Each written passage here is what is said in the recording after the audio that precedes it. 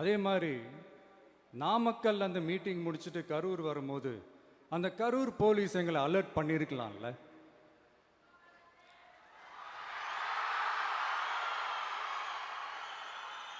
இல்லை சார், இங்கே எதிர்பார்த்ததை விட கொஞ்சம் கூட்டம் அதிகமாக இருக்கு, கண்ட்ரோல் பண்ண முடியல, வராதிங்க.